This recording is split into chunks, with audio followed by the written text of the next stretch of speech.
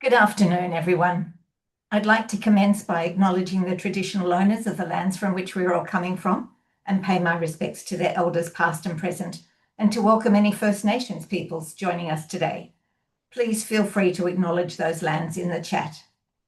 I would also like to thank you all for joining us to hear about this very important piece of work that was led by Trish Prentice, our senior researcher. This project was undertaken for the Department of Home Affairs, who wanted to consider many of the factors that are essential in evaluating how effective Australia's settlement services are performing for those arriving through humanitarian pathways. Trish will provide you with an overview of this work and how it was undertaken and the findings that are arising from it. It is important, though, as we listen to them, that we reflect on its implications for both community organisations and those involved in the delivery and refinement of policies. For many years, Australia's settlement services have been and continue to be at the forefront of global best practice. And this is a reason to be very proud of what has been achieved in supporting new arrivals to our shores. But we cannot rest on our laurels, and we need to continue to look for improvements and even innovations. Research and presentations such as this, as you will all be aware, provide us with a moment in our day to consider insights that you're probably aware of, but don't often have the time to consider. If our settlement services are to be as robust and effective as possible, then they also need to be responsive to the changing dynamics of those who have been here for a while and those who are newly arrived. One of the key places to build on the more structured government services is our local areas. It's the neighbourhoods where most people first learn about this country, where they first experience a sense of welcome, and where they look for familiarity and connection. This is where Australia has great strengths, and it's where we can build agency, resilience, and courage. Now, I would like to introduce Trish Prentice to you. Many of you will know of her work into individual experiences, particularly of social cohesion. If you have any questions, please put them in the chat section, and I will try to get to as many as possible when Trish finishes. Now, I'm very proud to have her present the Refugee Experiences in Australia study of 2025. Thank you, Trish. Thanks, Anthea. Hi, everybody. Welcome and thank you for giving up your lunch break to be with us. I will just quickly bring up my slides before we go through the presentation. And I'll just pop it into presentation mode. Okay, whoops, here we go. So the Refugee Experiences in Australia study, we are very proud to be able to present the information and the findings for this study. I know that there are many people who have asked us particularly about the findings from this study, and we're very grateful to the department that they've actually allowed us to publicly release the report in its entirety and to speak publicly on the results as well. So you have the information as it was provided to the department. Before I go through the study, I'll just quickly go through an overview of the presentation. I'll tell you about the framework for the study, and this is important because it was the guiding lens by which we collected data and we reported to the department. I'll talk to the methodology in the sample, and then finally I'll go through the findings. And I hope to do so in a relatively quick way so that you can ask questions at the end as well. So the guiding framework for this study was the department's Refugee and Humanitarian Settlement Integration Outcomes Framework. This is available online to everybody, and it's basically summarised here for you on your screen. As you can see, there are three kind of main areas of interest or where we collected data. There was in terms of personal outcomes, in terms of social outcomes, and in terms of facilitators. And there are a number of subdomains within each of those areas, but for this study, we were not given scope to investigate all of them. The actual areas where we were kind of limited or confined are listed on the left-hand side of the screen there. So in terms of personal outcomes, we looked at belonging and safety and security. In terms of social outcomes, we looked at social connections, community welcome and access to institutions. And in terms of facilitators of settlement and integration, we looked at understanding of the host culture, language, digital literacy, and transport. So health and wellbeing, for example, and education was outside of the scope of this study. So you won't find any results around those areas. Now, in terms of methodology, we used a mixed methods approach for this study. The main component of the study was a survey, which I'll talk about in a second. And then we did some qualitative interviews as well, which gave us a chance to listen to people's experiences and to kind of do a deep dive into some of the findings that we were recording. Now, all of that information is available in the report, which is publicly online and available on our website. But today I will mainly speak to the survey results. Now, for the survey, we in this round, so we conducted this study twice, and these are the results of the final survey. And for this study, we actually achieved over 2,000 responses, which makes it one of the largest studies of refugee and humanitarian entrants that's been conducted recently. So quite important findings. The survey itself was an online survey, so it was available basically via hyperlink. And the way that we approached individuals who collect data for the survey was through bicultural workers. And this is really important, as many of you working in the sector will know. So we recruited individuals from main communities. We asked them to go out to the communities and to speak to individuals in a way that was most culturally appropriate. We had the survey available in language, and we had in-language support material around that as well. So it was the survey completions were facilitated by individuals from the community rather than ourselves. And as a result of that, we had quite a successful uptake of surveys. So I'll go through the findings now, starting with sense of belonging.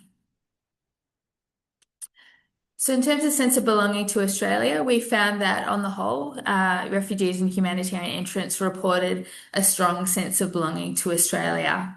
And that sense of belonging was actually higher than the Australian population. Now, I should have mentioned in the methodology, the survey that we constructed was based on questions where it was relevant from our Mapping Social Cohesion survey. And then we used other existing instruments that were available where we could access Australian population data sets. So as many of you know, we have quite a large data set for the Mapping Social Cohesion survey. And then we had these other data sets as well for questions that were sitting outside of our survey. And this allowed us to not only collect the responses of the individuals who completed the survey, but to compare those results to the Australian population from those data sets. So in other words, we've got a kind of interpretive context in which to understand the survey results. So in terms of sense of belonging to Australia, the sense of belonging was reported at a higher level than the Australian population. When we dug around the facilitators of national belonging or belonging to Australia, we found that legal recognition and having civil and political rights were two really important factors in terms of facilitating that sense of belonging. And as we go through, I'll put up some responses or some stories from individuals who spoke with their own words and in their own voices about their experiences. And as you can see, this young man speaks about his feelings of belonging to Australia and the importance of having rights, which he hadn't experienced in his previous country.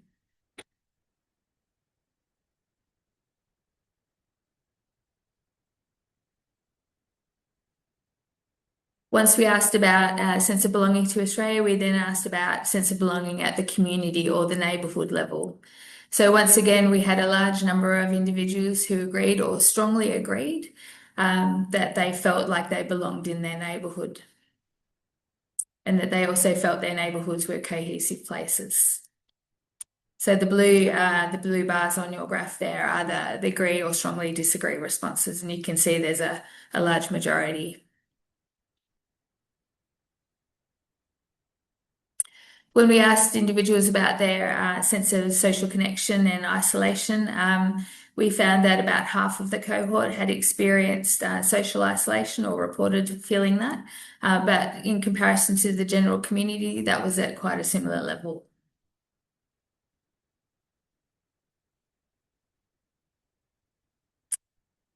We also know that humanitarian migrants experience discrimination. And in the last 12 months, there was quite a large number of individuals who reported they had experienced discrimination. And again, you can read the experience of this young woman who described what it was like for her.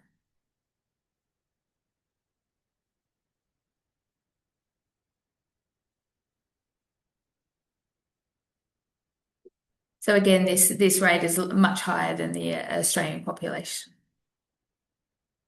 In terms of sense of safety, generally refugees and humanitarian migrants felt a strong sense of safety. It was at a high level, so 9 in 10 reported feeling safe or fairly safe at home during the day. So that's an important measure. Often we might see sense of safety at a lower level for nighttime, but during the day is kind of our benchmark of safety. And so we had quite strong reports of that security and safety during the day. In terms of financial stress, we used a number of measures which you can see on the screen. So asking for help from a welfare or community organisation, going without dental care, asking friends or family for money, not being able to heat or cool your home, selling or pawning or loaning products or possessions for money, or going out without meals. So these were our kind of measures of financial distress. More than half of the sample reported some form of financial stress related to health or living. And we know that humanitarian migrants are more likely to face insecurity. About a third of the respondents reported that. They are more likely to seek help from a welfare or a social assistance organisation, and more likely to have asked a friend or family member for money.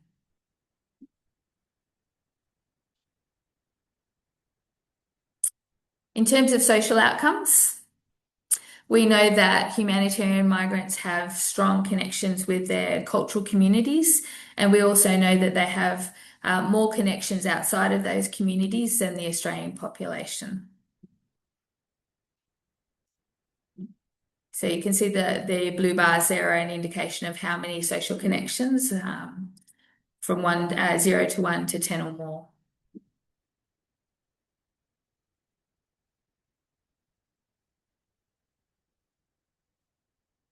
We also know that refugees and humanitarian migrants also report being actively involved in various types of community or civic groups, and generally participate at a higher rate than those from the Australian population.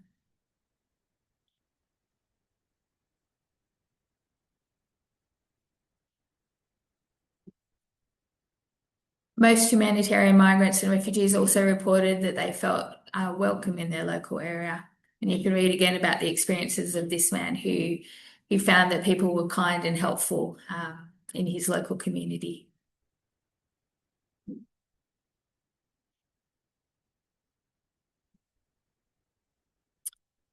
We also collected some data around employment, even though the main focus of our survey was not around economic data.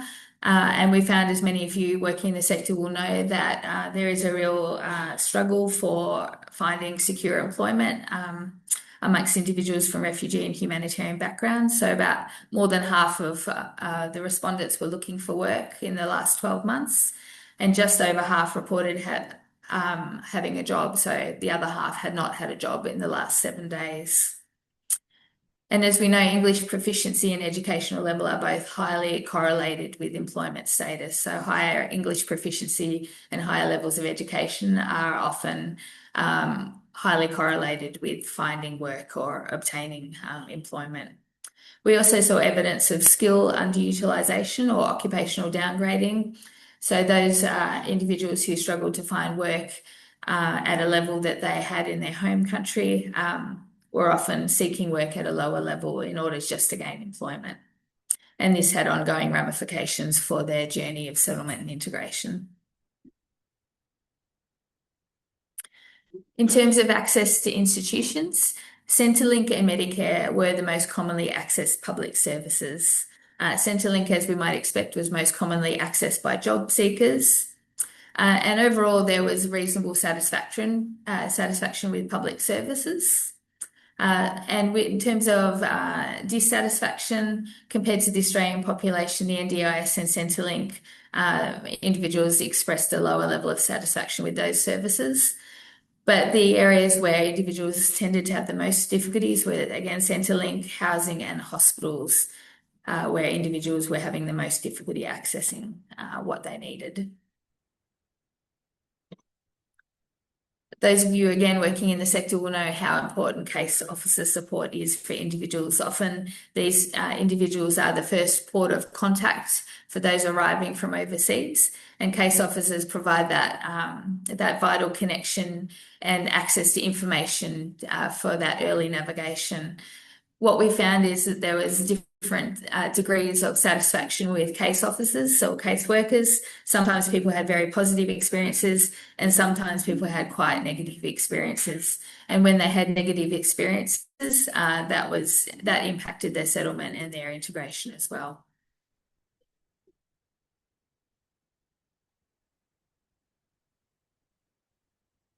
In terms of facilitators of settlement and integration, most humanitarian migrants speak a language other than English at home, and about a third of respondents reported speaking English not well or not at all, so low levels of English language proficiency. Interestingly, internet usage is high, so most people were using the internet. And in terms of transport, we had some level of difficulty around that. Not the majority, but still a substantial proportion of individuals reporting some level of difficulty getting around by public transport.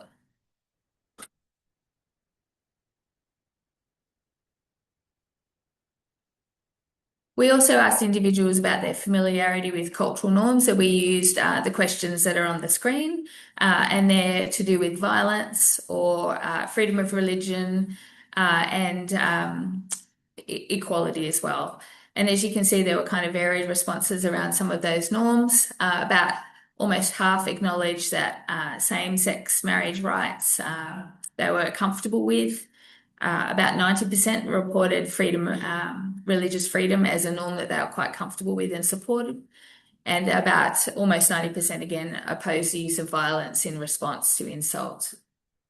So again, that kind of demonstrates a reasonably strong familiarity with those cultural norms and acceptance of them.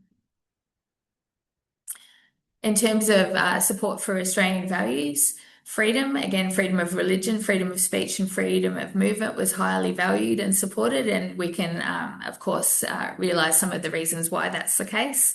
Equality as well, multiculturalism, and fairness. So again, you can read the testimony of this woman here.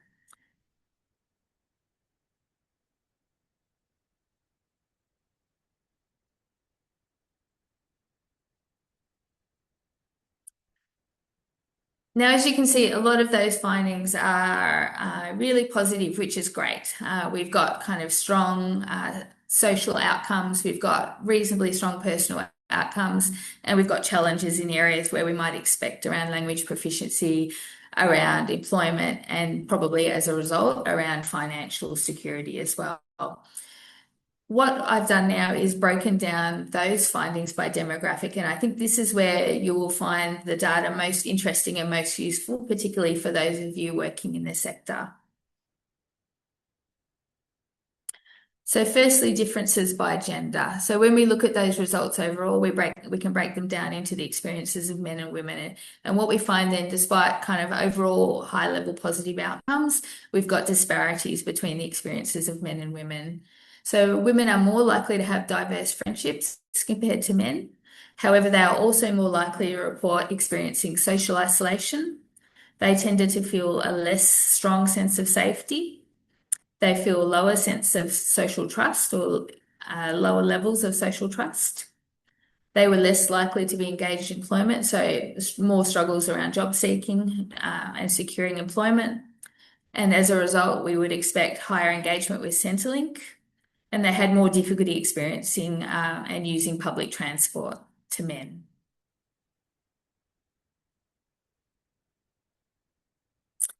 We also break down the differences by recency of arrival. So we looked at two time periods. Recent arrivals were considered those who had arrived in the previous 5 years, and then those who had been here longer term, we considered those outside, kind of between the 5 and 10 year length of residency in Australia.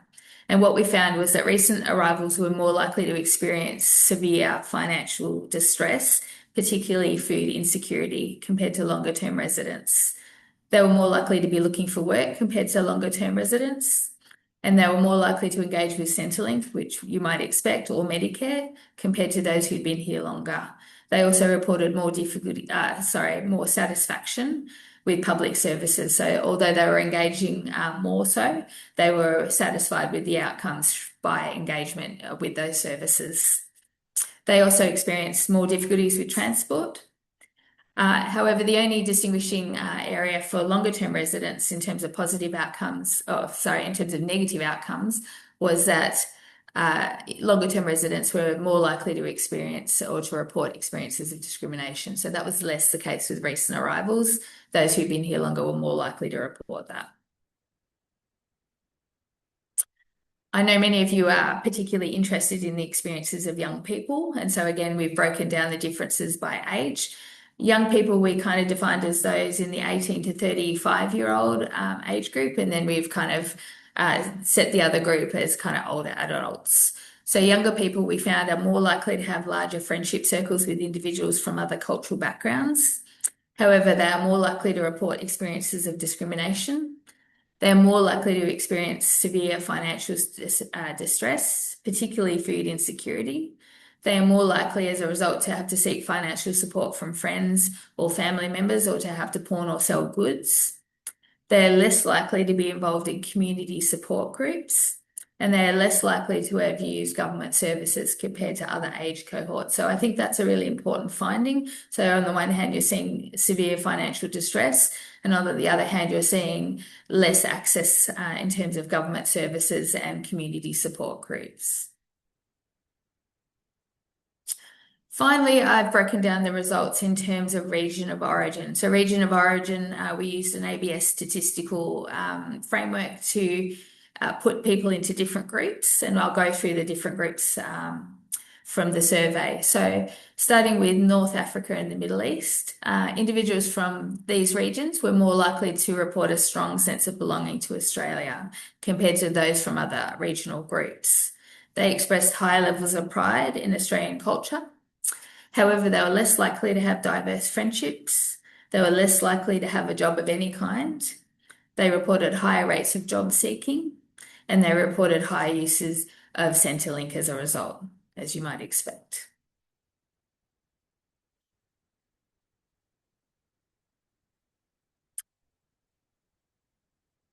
So Southeast Asia. Now, this region was predominantly made up of individuals who'd come from Myanmar and the different kind of ethnic groups from that region.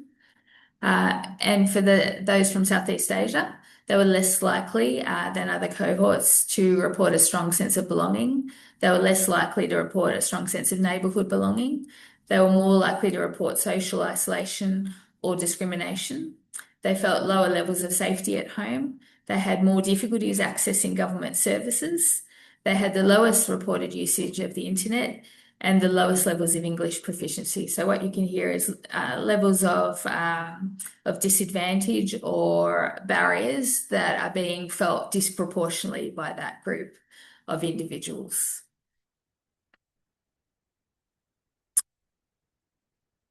The next region is Sub-Saharan Africa. And individuals from this region experience a strong sense of safety, the highest level of social trust, and the highest reported levels of neighbourhood belonging. They reported highest participation rates in civic groups, whether social or religious. They reported high participation in community support groups. They were more likely than other regional cohorts to report no difficulties accessing government services. They reported high English proficiency as well, and high rates of either starting new jobs or returning to work than other regional cohorts. So they were finding work more easily. So interestingly, this is a community or a series of communities that are often highlighted for negative outcomes. And here in our survey, we can see actually really strong measures on a number of different metrics compared to other communities. And finally, differences by region in terms of those from Southern or Central Asia. So these individuals were predominantly from Afghanistan, and they reported a strong sense of safety. They reported high levels of food insecurity, about a third, going without meals sometimes or often, which is a high metric of insecurity. They also reported energy insecurity, again at high levels. And as you might expect, under financial stress, they were more likely to ask others for money or to have to sell or pawn items for money. They reported high levels of job seeking, so large numbers of unemployed individuals in that group, and high use of Centrelink as well. But they also reported more difficulties accessing the service than other cohorts. They also reported more difficulties with transport. So that's the data in a nutshell. There's a lot of detail there, and I hope the specifics are helpful for those of you working in the sector. Let me know if you have any questions. Thank you. Thanks very much, Trish. That was really terrific. There has been, so I would encourage anybody that does have questions to put them into the chat. It'll be the easiest way for us to be able to follow.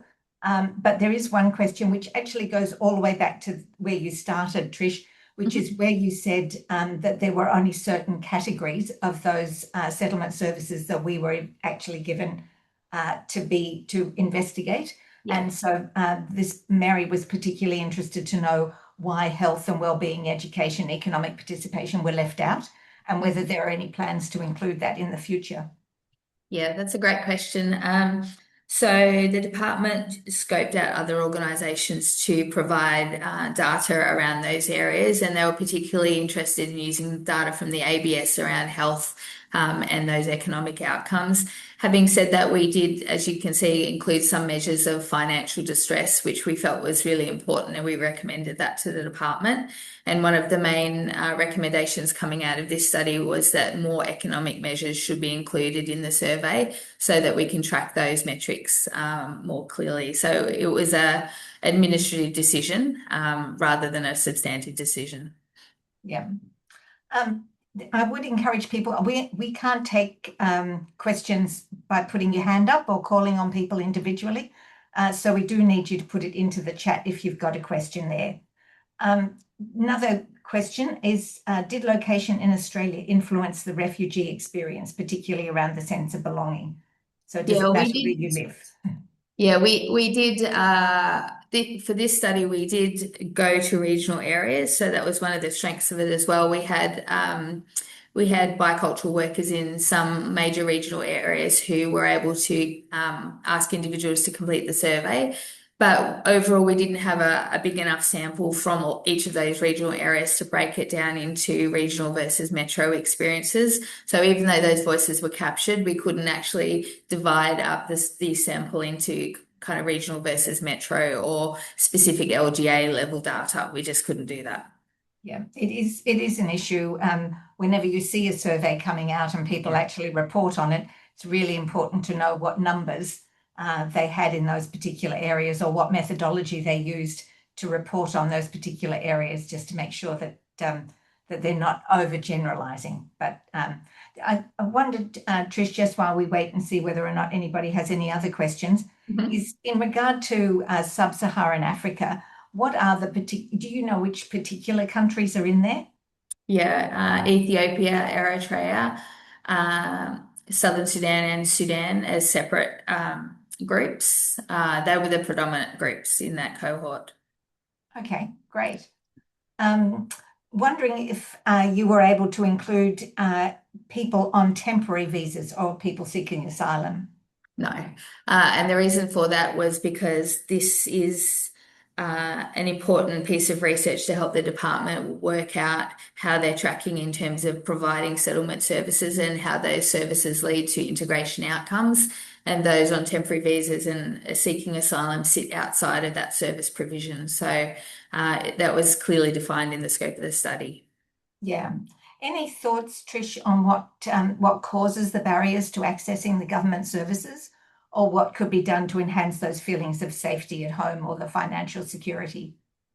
Government services access to interpreters and in translators. I think, yeah, generally government services, or I think many people in Australia struggle with accessing those services when you don't have strong English proficiency and you're not kind of someone who knows the Australian system very well. Then you face even more challenges. But particularly in terms of experiences that people reported, accessing interpreters or translators was one of them. Yeah, and people tended to go in face to face, and sometimes they would have to ring in translators, and then they had to wait a long time, and the translators couldn't stay on the phone, and the translators had to go, or the interpreters had to go, and this kind of thing as well. So administrative challenges in general, but around language proficiency generally. Yeah. Have we had any feedback, Trish, from Home Affairs as to how they're going to use this data? Yeah, it was very well received. It was very well received. They were very pleased. They are working very hard, I know, at working out a series of metrics by which they can measure outcomes. So I believe this is an important study in that it is one of the first attempts they've really had to collect large-scale data on experiences. And because of that, they want to continue to do that. And they're working out at the moment how to tighten the metrics, what metrics they're going to use to measure within those particular outcome areas. So yes, it was well received, and we hope it'll continue. Absolutely. What about first versus second generation versus third generation, Trish? Yes, good question. No, we didn't look at Australian-born individuals. We looked at individuals who had come here on particular visa subclasses. So the 200 classes basically. So they were directly within scope, again, because they are the ones who are direct recipients of the settlement services. Yeah. Now, access to educational services related more to those that we weren't able to investigate, I think. Isn't that the case? Yeah, we didn't, that didn't fall into the scope of our survey, not for this one. No. Unfortunately. So, particular question about how do we explain the gap between high belonging and participation on one hand, but persistent economic insecurity on the other? Yeah, that's a good question.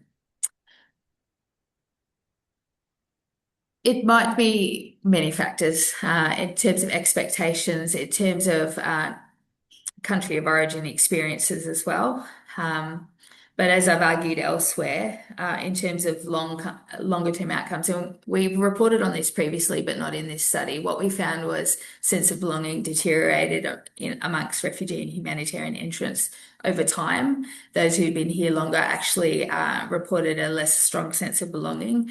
And my argument would be that over time, economic disadvantage wears away at sense of belonging. Trish, there's a question about the methodology, as in how do we decide which countries or cohorts to include in the interview-based community research? So the interviews, not the survey? Well, it certainly says the interview-based, yeah. Yeah, sure.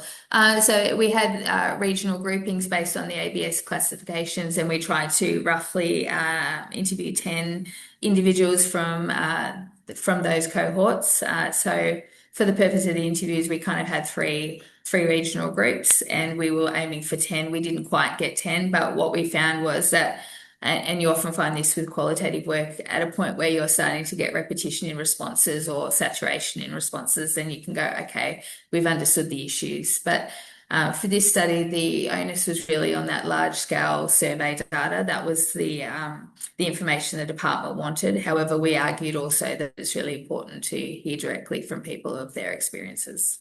Yeah. The other domains that we weren't tasked to investigate, but they do have data coming from. There's certainly been a question about whether or not there's an intention to collate these and make them publicly available. I think that's completely up to the Department of Home Affairs. We don't actually know what they're going to choose to release or not release. No, or the timeline for that. And also around employment, we didn't investigate whether or not people were self-employed or being more entrepreneurial. It was just whether or not they were employed or not employed. And Yeah, so that whether they reported that they had work or were looking for work or so on. And again, we did advocate for including more economic metrics in any further editions of the survey. yeah. Yeah. There is also a question about what specific services are working or not working in regards to settlement services outcomes. I think, and Trish can clarify this if I've got this wrong, but there are different groups that are finding it easy to access Centrelink or hospitals or whatever, and then there are others that aren't. And it's essentially looking for where those discrepancies are for which cohorts, and then how do you actually lift them up so that they get the ease of access that they need. Is there anything else you wanted to add to that? Yeah, I think when we broke down those survey results into the regional cohorts, I think it showed, yeah, disparities in outcomes and a real need to investigate further as to what the reason for that is. So there's a really interesting question, which is how is this data being translated into outcomes beyond descriptive social cohesion reporting, particularly in relation to education, system literacy, labour market mobility, and equitable access to public institutions? So they're really interested in how do we use this data to inform our practice. Trish, do you have any thoughts on that? In terms of the department's practice or No, I at a think it's more just grassroots generally level. people who are working in the sector. Yeah. How could they actually utilize this data? And I suspect it's as individual as every individual that's on this call.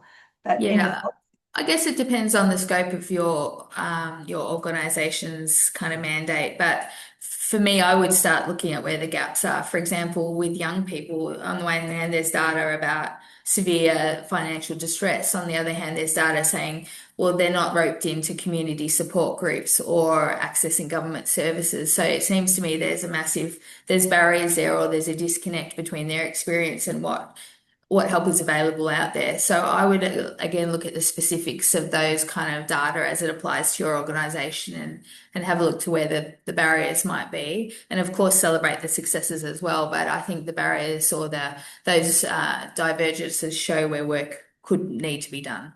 Yeah. Now, I think some people might have come in a little bit late. So Sure. there is a question about whether or not we included people from lived experience in the study design. So was this co-designed with people from lived experience? No, it wasn't co-designed because it was designed to measure outcomes through the framework that the department uses to measure settlement and integration. So no. Yeah. Yeah. Thank you, Trish. That's okay. Absolutely. Did the participants sample represent the refugee population in terms of demographics? For example, it was mentioned that most people from the South and Central Asia was predominantly from Afghanistan and Myanmar. So I guess that's an interesting question about, I'm imagining based on the percentages of those populations within Australia. Yeah, the data was weighted. So there were two distinct groups there, South Asia and Southeast Asia. So the South Asia group was predominantly from Afghanistan, not exclusively. There was some individuals from Pakistan, I think India as well.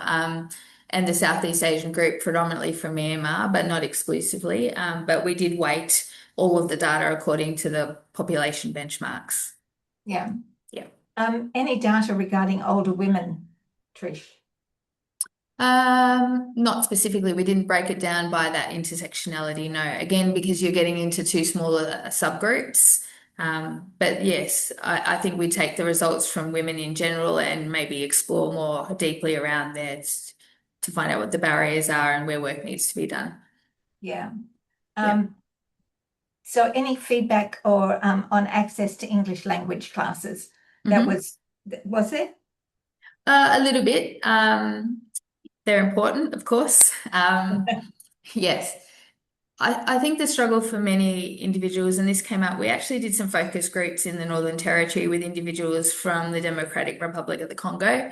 And that data is not reported in this report, but their experiences were we're taking language classes, which we understand is important, but it's also taking up quite a lot of time, and English proficiency takes a long time to develop. And while we're doing that, it's taking us away from the kind of economic outcomes that we want to pursue. So by doing this, we can't be doing work. And we really want to be working. We really want to be establishing ourselves financially in the community. So I think there was frustration for at the individual level that process is just hard and it takes time. But yes, we didn't focus on the language providers as a particular area. Of course, people valued it, and some people found the classes useful, and some found them not enough for proficiency. Yeah. Now, you did mention at the beginning that over 90%, I think, of the cohort access the internet on a very regular basis. Yeah. Do you see that as similar to digital literacy, or do you think it's an area where we need to do further investigation to know exactly what they might be accessing and how? Yeah. In the previous iteration of the study, the one that we did before this, we looked more deeply around those issues, and I would argue accessing the internet is not equivalent to digital literacy.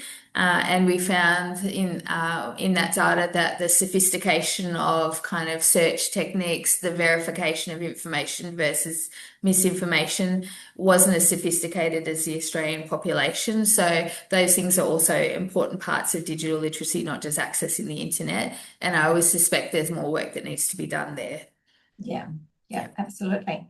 Thank you, Trish, very much. You've certainly handled a lot of questions coming in your direction. So we have come pretty much to the end of the time for our webinar. So I'd like to encourage everybody to visit our website, scanloninstitute.org.au, where you'll find this report. If you would also like to share this webinar with others, you'll be able to find it on our YouTube channel tomorrow. And please look out for other reports, narratives and essays, many of which Trish is very closely involved with. So feel free to register through the website to ensure that you don't miss any of those. So otherwise, thank you all very much for attending, and I hope you have a great afternoon. Thank you.